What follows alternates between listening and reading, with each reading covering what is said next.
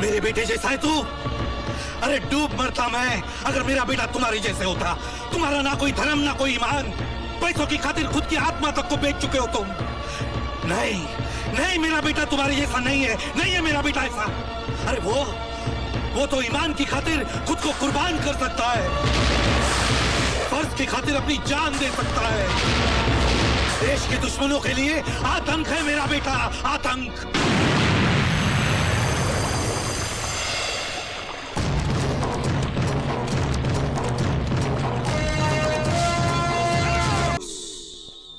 मैंने कभी कोई रिश्वत नहीं ली, मेरी बात समझने की कोशिश कीजिए। मेट्रोपोलिस मिल में लगी आग की जांच करने से मुझे रोकने के लिए मिस्टर सिंघाल और मिस्टर नटवर सक्सेरिया वगैरह ने मुझे रिश्वत देनी चाहिए थी।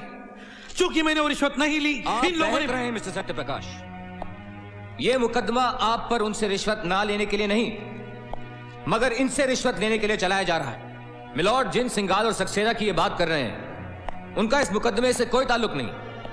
ये मुकदमा मिस्टर पुरुषोत्तम का है, जिनसे रिश्वत इन्होंने ली है।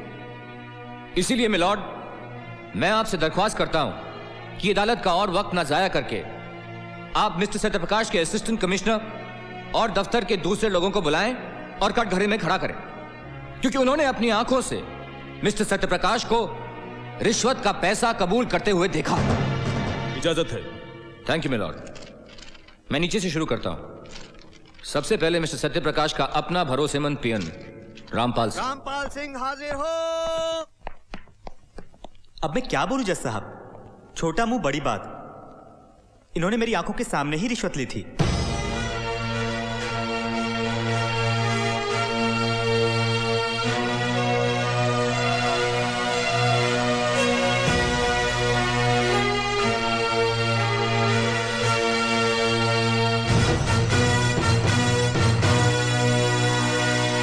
तमाम सबूतों और गवाहों के बयानात को मद्देनजर रखते हुए ये अदालत श्री सत्य प्रकाश को रिश्वत लेने के जुर्म में 2 साल कैद बामशक्कत की सजा का हुक्म देती है।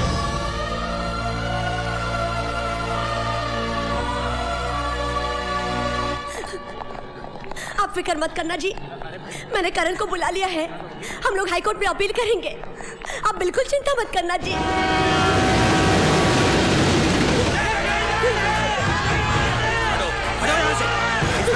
इन लोगों को रोको, रोको इन्हें।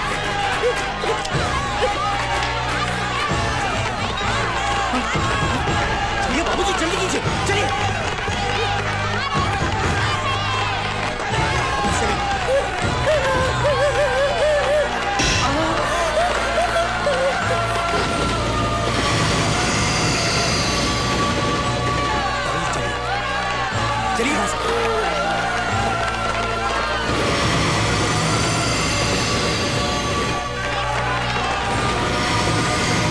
कमाल कर दिया। उसकी लाठी में आवाज नहीं होती वकील, उससे डर।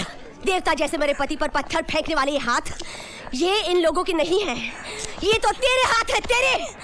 इसका हिसाब भी तुझे चुकाना पड़ेगा, याद रखना तू। चलिए माँ जी, माँ जी चलिए। कोई मेरे करण को बुला लाओ, मेरे करण को बुलाओ कोई। करण! भैया आ गए। करण, मेरे बच्चे, करण तू आ गया। तूने इतनी देर क्यों लगा दी? इतने में तो उस वकील रवि वर्मा ने तेरे पिताजी को बेईमान साबित करके जेल में भिजवा दिया। बेटे जल्दी कर, जल्दी जाकर उन्हें छुड़ा ला। जा जा छुड़ा ला, कहीं ऐसा ना हो कि बहुत देर हो जाए। अब तक न जाने क्या हाल हो गया होगा।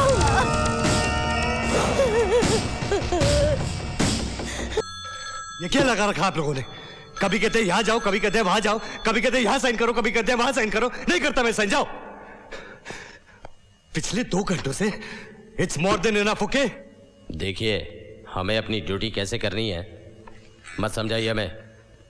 बहुत अच्छी ड्यूटी कर रहे हैं आप, बहुत अच्छी ड्यूटी कर रहे हैं आप। एक बेटे को अपने बाप से नहीं मिलने दे रहे, ये ड्यूटी कर रहे हैं आप। You know who I am captain Karan, commando force Indian army. Captain Karan sir, बात क्या है? मैं अपने बाबूजी से, मेरा मतलब है मैं म्युनिसिपल कमिश्नर सत्य प्रकाश से मिलना चाहता हूं। And this officer is creating a problem for me to meet my own father. ठीक है, आप मेरे साथ आइए। सुनो जी, लाश को पोस्टमार्टम के लिए ले जाओ। बाबूजी, दरवाजा खोलो, दरवाजा खोलो प्लीज, दरवाजा खोलो, दरवाजा खोलो, दरवाजा खोलो, खोलो, खोलो दरवाजा, खोलो।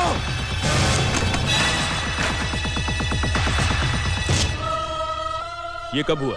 सर सुबह 7:549 ने आत्महत्या कर ली। और खबर मिलते ही हमने लाश का पंचनामा शुरू कर दिया और सर इनके रिश्तेदारों को भी इन्फॉर्म कर दिया।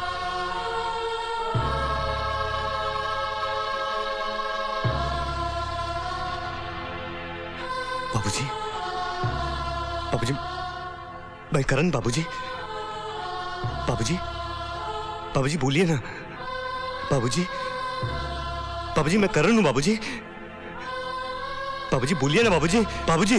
He is dead captain. जानता हूं, जानता हूं मैं, मगर मैं ये जानना चाहता हूं कि इनकी मौत का जिम्मेदार कौन है। आत्महत्या करने वाला खुद ही अपनी मौत का जिम्मेदार होता है। नहीं, आत्महत्या नहीं है ये। मेरे बाबूजी जिंदगी से प्यार करते थे, जिंदगी का सामना करने वाले इंसान थे वो आत्महत्या नहीं कर सकते। किसने किया ये? किसने किया ये?